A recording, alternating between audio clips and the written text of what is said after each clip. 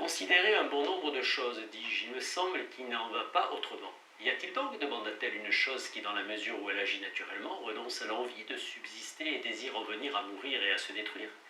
Si je considère les êtres animés, répondis-je, qui ont quelques facultés naturelles de vouloir et de ne pas vouloir, je ne trouve rien qui, hors de toute contrainte, abandonne ses efforts pour se maintenir et se hâte spontanément de mourir.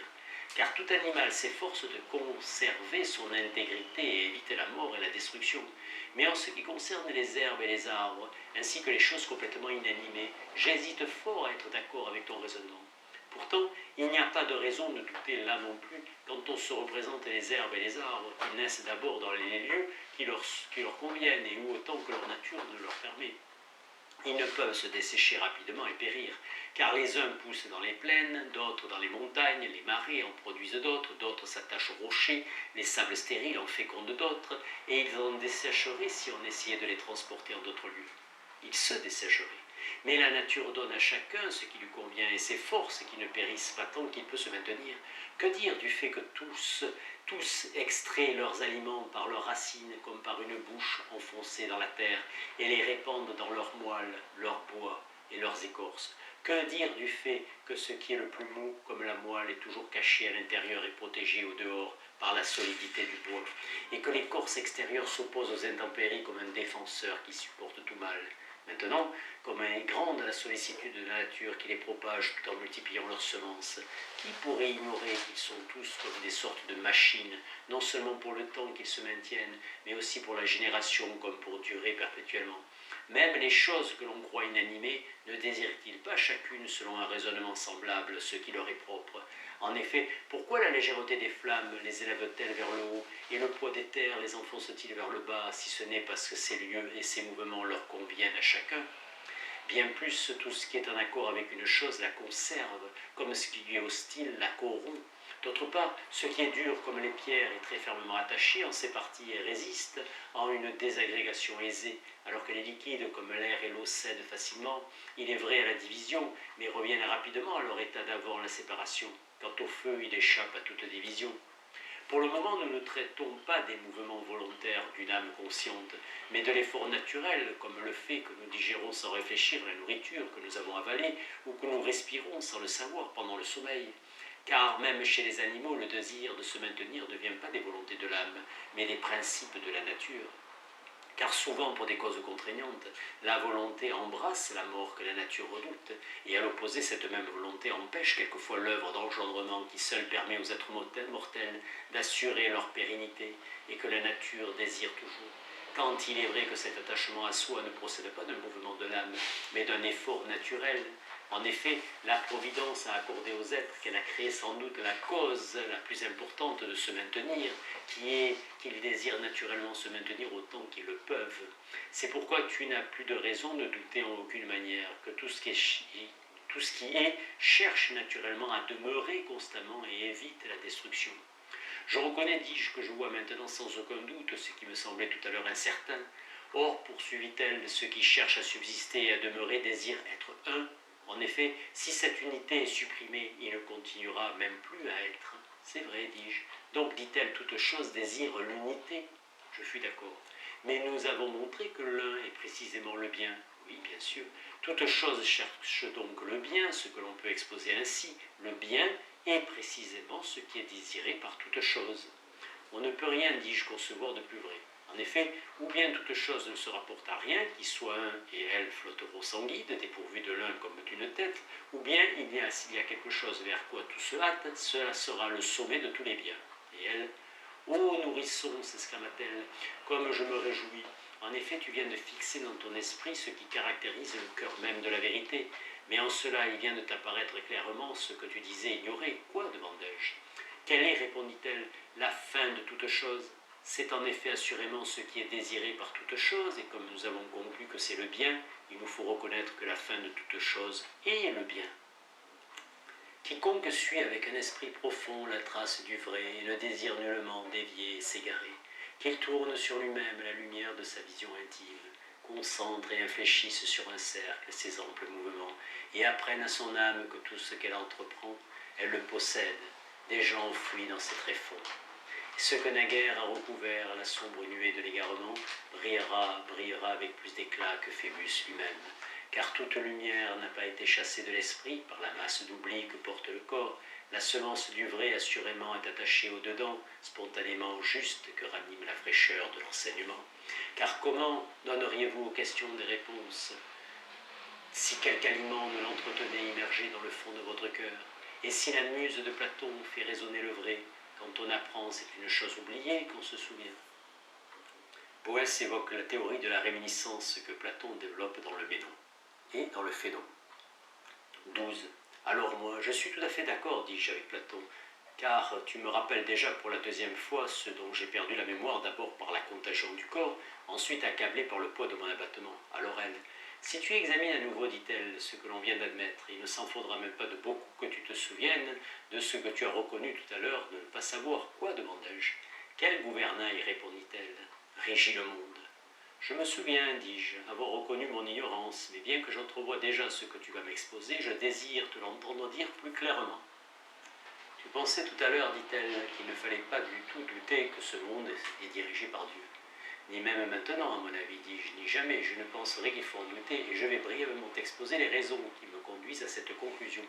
Ce monde, composé de parties si diverses et contraires, ne se ferait pas du tout assembler en une forme unique s'il n'avait pas existé un être unique pour réunir des éléments si divers.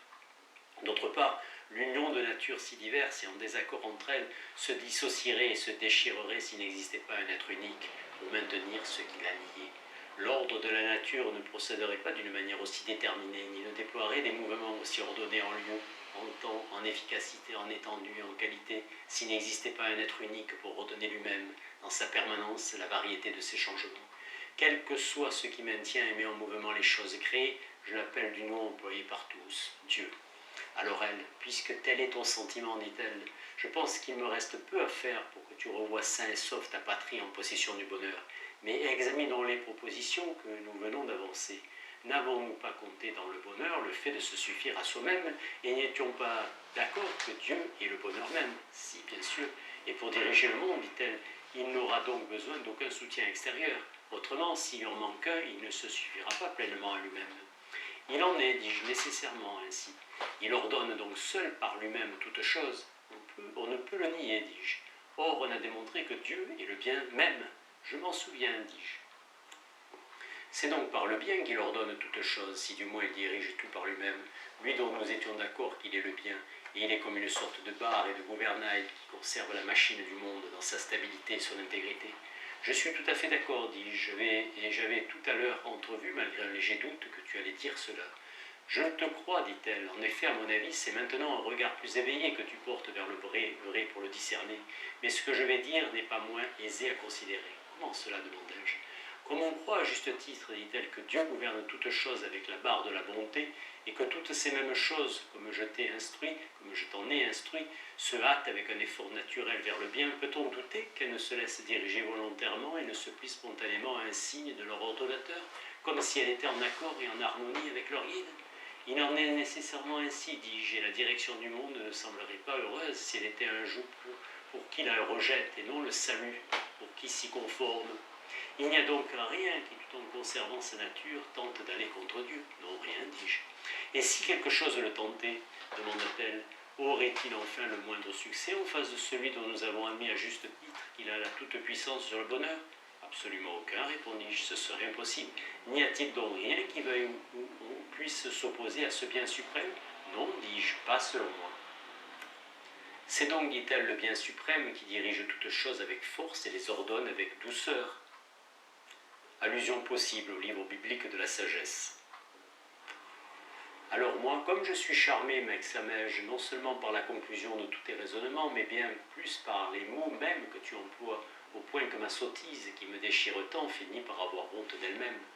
Tu as entendu dire, poursuivit-elle, dans les fables que les géants assaillaient le ciel, mais eux aussi, comme il convenait, une force bienveillante les a remis à leur place. Mais veux-tu que nous confrontions nos arguments? Peut-être que d'un tel choc jaillira une belle étincelle de vérité. Comme tu voudras, répondis-je. Personne ne pourrait douter, dit-elle, que Dieu a pouvoir sur toute chose. S'il a l'esprit équilibré, dis-je, nul n'aurait la moindre hésitation. D'autre part, dit-elle, il n'y a rien que ne peut faire celui qui a pouvoir sur toute chose. Non, rien, dis-je. Dieu peut-il donc faire le mal? Pas du tout, dis-je. Le mal n'est donc rien, conclut-elle, puisqu'il ne peut le faire et qu'il n'y a rien qui ne puisse faire. Te moques-tu de moi? Demandai-je en tissant avec tes raisonnements un labyrinthe inextricable, pour tantôt entrer par où l'on sort, tantôt sortir par où l'on entre?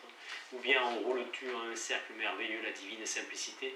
En effet, tout à l'heure, tu commençais par le bonheur et tu disais qu'il était le bien suprême avant de dire qu'il se trouvait dans le Dieu suprême.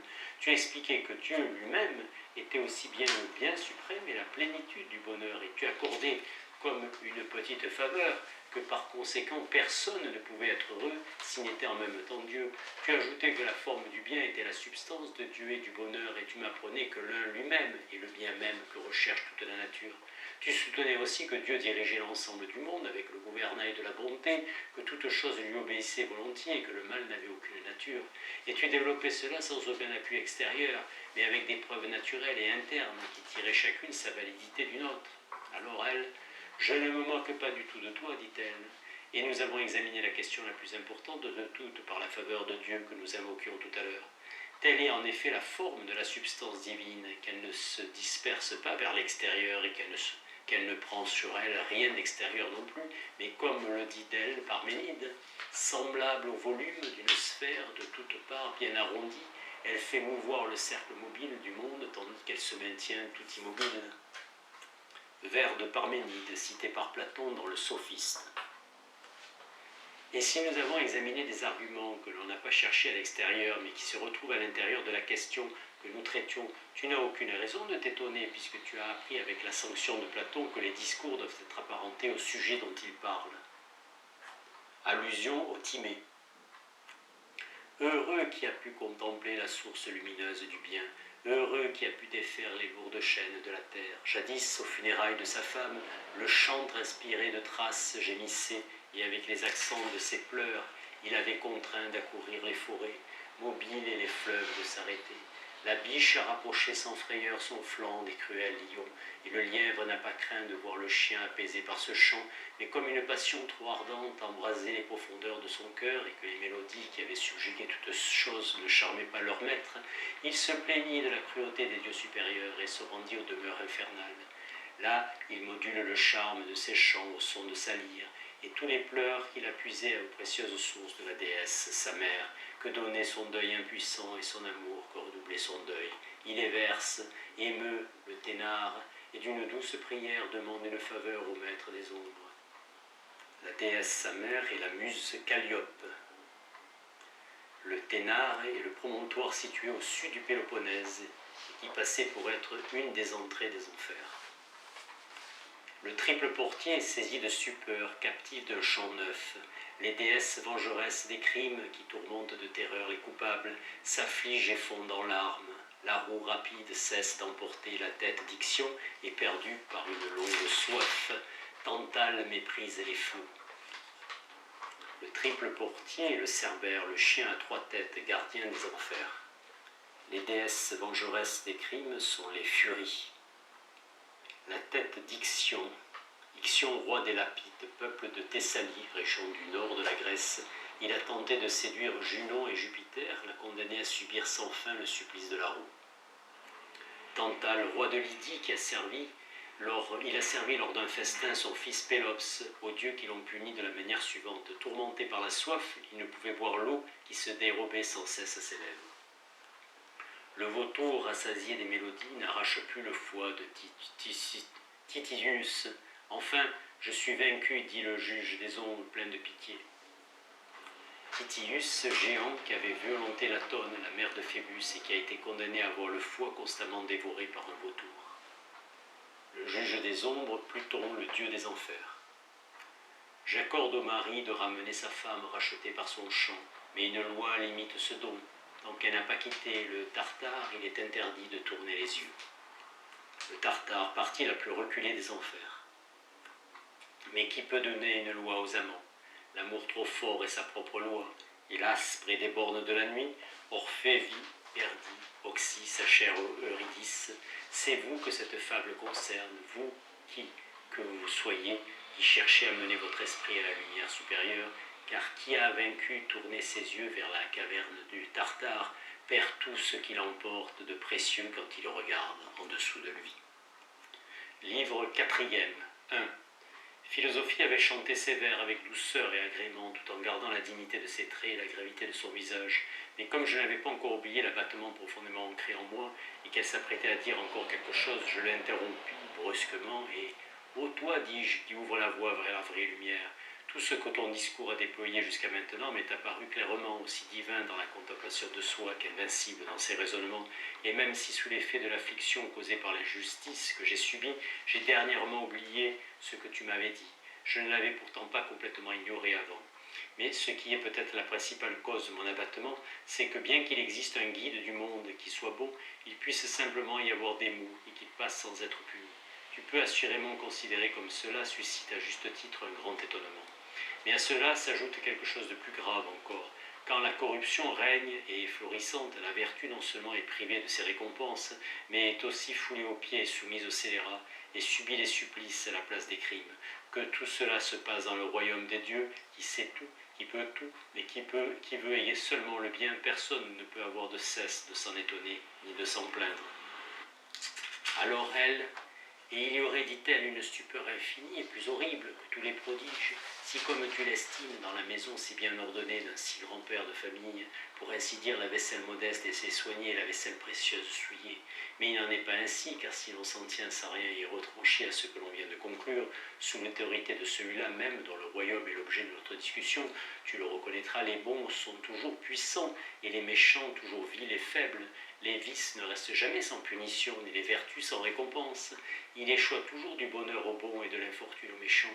Et il y a bien d'autres choses de ce genre qui, une fois tes plaintes assoupies, te fortifieront avec une fermeté inébranlable. Et puisque tu as vu la forme du vrai bonheur que je viens de t'exposer, et que tu as aussi reconnu où il se trouve, après avoir passé en revue les préliminaires que je juge nécessaires, je vais te montrer la voie qui pourra te ramener chez toi. Je vais aussi fixer à ton esprit des ailes qui lui permettront de s'élever en hauteur. Ainsi, une fois ton désarroi chassé, tu retourneras sain et sauf dans ta patrie, sous ma conduite, par mon chemin et même sur mon propre véhicule. J'ai en effet des ailes légères qui m'élèvent dans les hauteurs du ciel. Quand mon esprit véloce s'en est revêtu, il méprise et arbore la terre, dépasse l'immense globe de l'air, il voit derrière lui des nuées, il franchit aussi le sommet du feu qui brûle du subtil mouvement de l'éther, jusqu'à ce qu'il s'élève aux demeures stellaires et rejoigne les voies de Phébus, où suit le chemin du vieillard glacé, escorte de l'étoile étincelante, ou reviennent sur l'orbite de l'astre, là où la nuit se colore de scintillements, et que, satisfait d'avoir achevé sa route, il quitte l'extrémité du ciel et s'appuie sur le dos de l'éther véloce en possession de la vénérable lumière. Les demeures stellaires sont les signes du zodiaque. Le chemin du vieillard glacé est Saturne. Ici le maître des rois tient son sceptre, maîtrise les rênes du monde et dirige immobile son char ailé, arbitre étincelant du monde. Si t'y conduis et t'y ramène la voie, que tu cherches maintenant que tu l'as oubliée, c'est ici, diras-tu, je m'en souviens qu'est ma patrie, ici que je suis né, ici que je m'arrêterai mon pas. Boès reprend le thème de l'élévation de l'âme que Platon développe dans le Phèdre. Et s'il te plaît de regarder la nuit terrestre que tu as quittée, tu verras exiler les tyrans à l'œil torve que craignaient les peuples malheureux.